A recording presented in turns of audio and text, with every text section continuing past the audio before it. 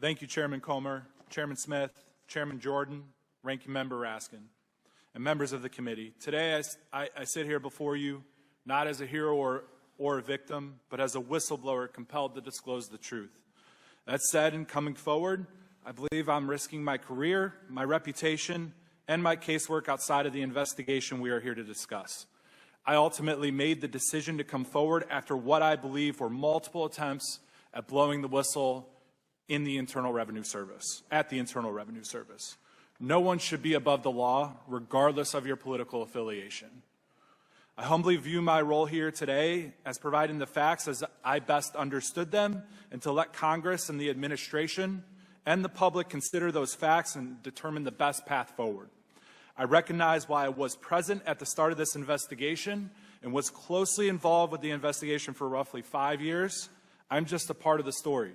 Others, including my colleague and Supervisor Gary Shapley, who is here with me today, have their own views and understandings of what took place during this investigation. I've been an agent with the IRS since 2010. In 2007, I received my undergraduate degree from Ohio University, my MBA from John Carroll University. Prior to starting my career at the IRS, I worked at Ernst & Young as an external auditor. Throughout my career with the IRS, I have worked a variety of successful criminal tax and money laundering investigations.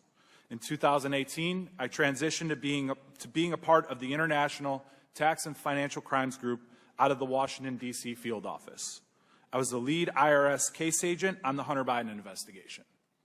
I've recently discovered that people are saying that I must be more credible because I'm a Democrat who happens to be married to a man. I'm no more credible than this man sitting next to me due to my sexual orientation or my political beliefs.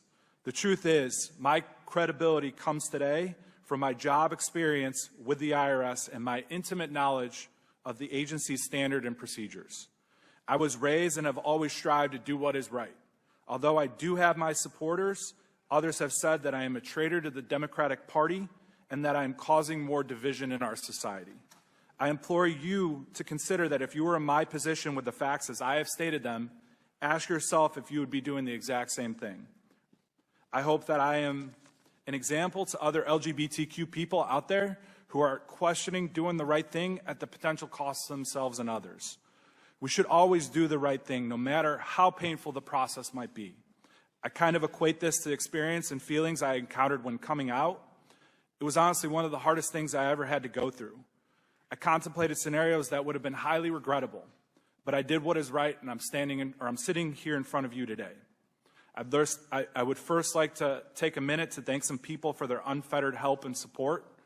First off, God, for giving me the strength and courage to get through this process.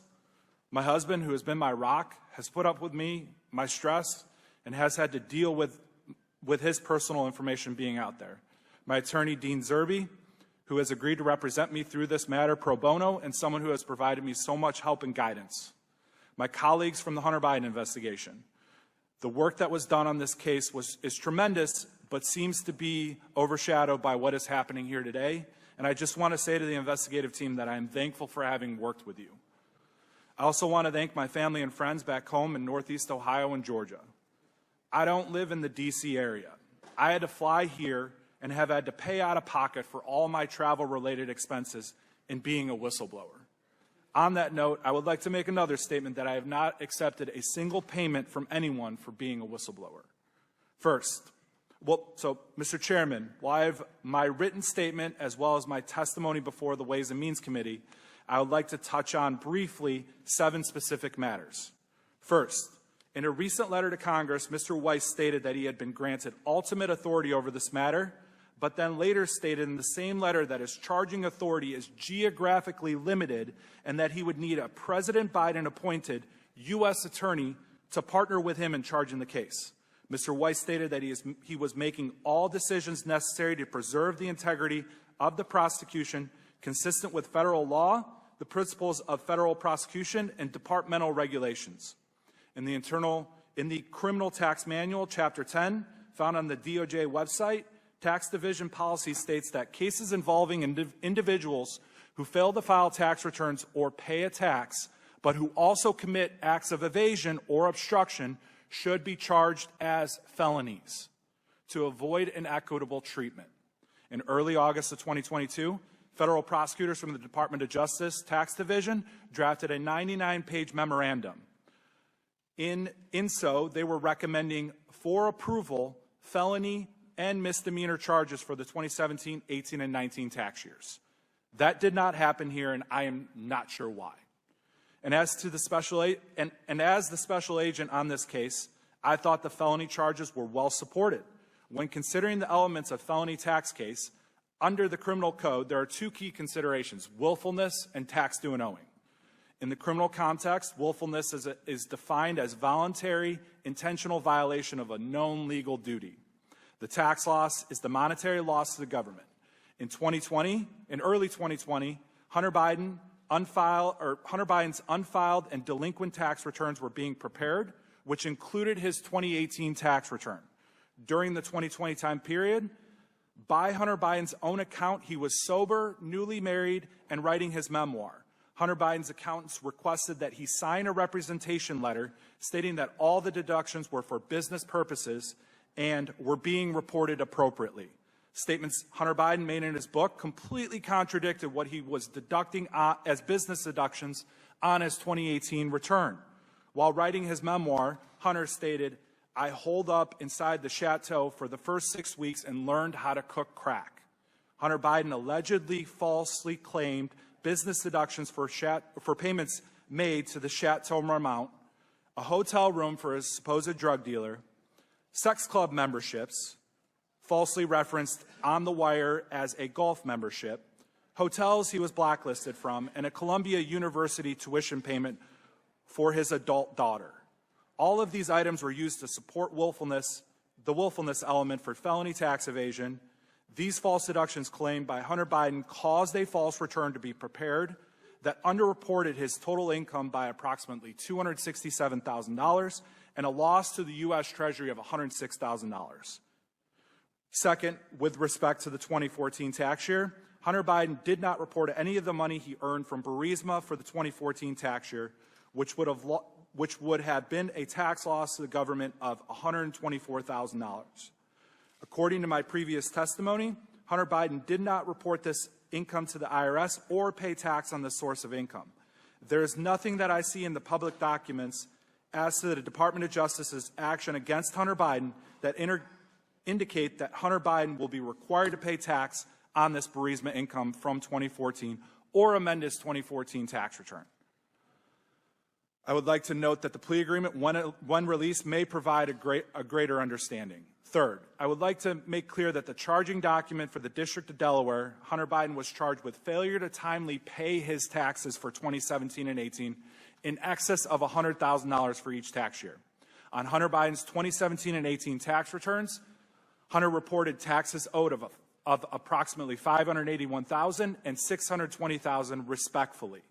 This tax amount in 2018 would not have included the alleged additional tax due and owing from the filed false return of $106,000.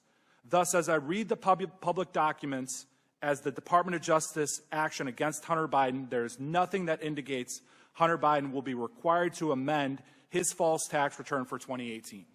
A false tax return that includes improper deductions for prostitutes, sex clubs, and his adult children's tuition.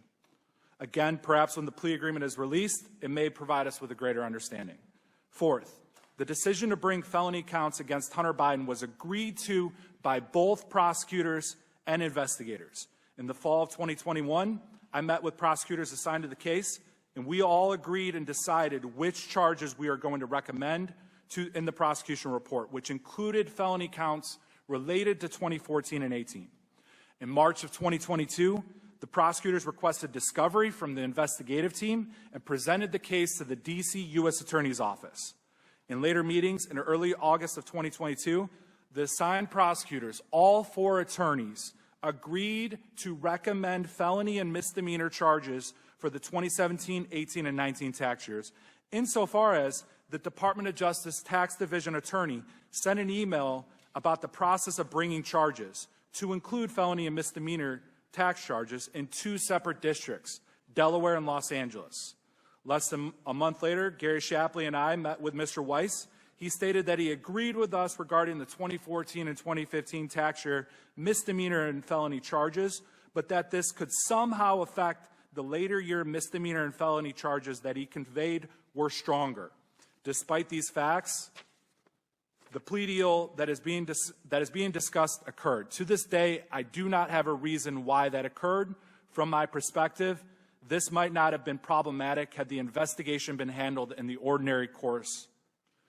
Fifth, as I had previously testified and is contained in my written testimony, I have outlined for you some instances in which assigned prosecutors did not appear to follow the normal investigative process, slow-walked the investigation, and put in place unnecessary approvals and roadblocks from effectively and efficiently investigating the case. A number of times we were not able to follow the facts. I am happy to respond to questions concerning these instances. Sixth, I will also note that while the impression has been conveyed by the U.S. Attorney in Delaware that he has similar powers to that of a special counsel in this case, free rein to do as needed, that was not the case.